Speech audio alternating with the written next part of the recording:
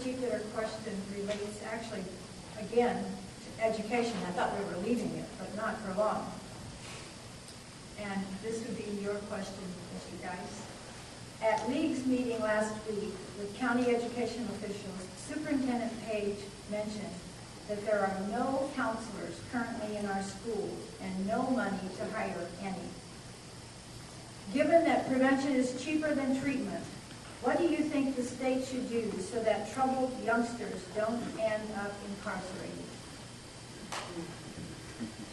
Well, I'll tell you from my work within the judicial system, it's become very apparent to me that our parents aren't doing the job that they should do. It's also very apparent to me that our community as a whole, our churches, our faith community, needs to do a great deal more. What I am seeing today is there's this desire to put the blame, and that concerns me a great deal. But to answer your question specifically, you've got to have support within the school system to be able to address some of those concerns. But I would say we've got to work together to deal with that. While I've got just a second more, let me say there's a lot of grandmothers that are raising children today. Those grandmothers need support. And again, you can't look to government for all that support. I believe we've got to step out in the faith community and do much more. Thank you. Mr. Thomas? Did I hear you correctly and you said there's no counselors in Henderson County schools? This is what the question, this is what the writer of the question wrote. Okay. That's not true in Polk County and Transylvania County. And I was not aware that that was true in Henderson County. So I got to state that up front. So somebody may be misquoted or it may be correct, but I was not aware of that. I can tell you this, if you want to deal with children in schools, one of the things we're still doing, and it will continue to go on unless there's a major change, is that we, in the factory, in business, they have 15 trained people with one supervisor. We give teachers in high schools 150 students to teach a day. 150 students, untrained, to teach a day. And in business, we have 15-to-1 ratios. There's a lot of things, including counselors, that we need, most definitely, as well as school nurses. Thank you. Representative Justice. I certainly wasn't aware that we didn't have counselors in our schools in Henderson County. I believe we do. And I have worked very hard to help increase the number of school nurses in Henderson County. From meeting with the Children and Family Resource Center, and committees in Raleigh. And we got some more this year, but we still don't have enough. And one suggestion that I have made to the county is that when you build a new school, let's just go ahead and build an office space for a school nurse, so you won't have to turn down a nurse. I know one year we turned down a nurse in Henderson County because they had nowhere to put the nurse. Thank you. Mr. Gold.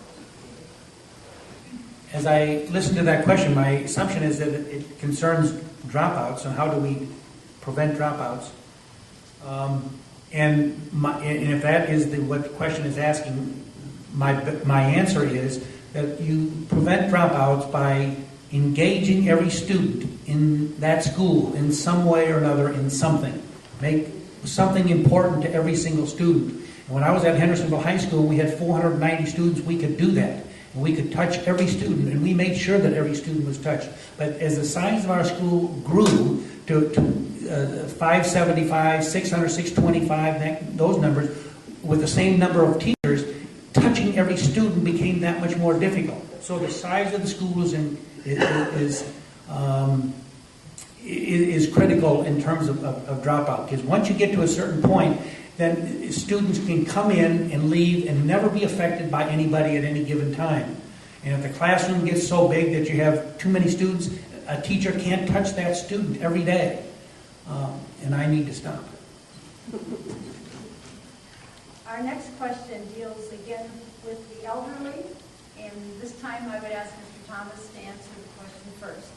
Given the large population of elderly in Henderson County and the hardship that increased real estate taxes can create for people whose income doesn't increase correspondingly. Would you support a moratorium on tax increases for those 65 and over with incomes under $50,000 until the house is sold? They have homestead acts that address that very question, and they work very well. That's something that needs to be, you need to get the financial people in the state to look at, but any help we can give to folks that are 65 and older with, did you say $50,000? Yes. I would say most definitely, and I can tell you that probably 90% of the teachers that are retired at this point in time are come in under that if they're not 65 yet. So I would not only support it, but I would love to find a way to encourage it and make it actually a better situation for those retirees.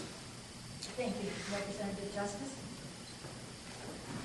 I think that would be a great idea. And watching what happens in Raleigh every year, I don't think you're going to get to $50,000, but that is a very reasonable figure. But probably a more important thing that we could do would be prioritize our spending on all levels of government.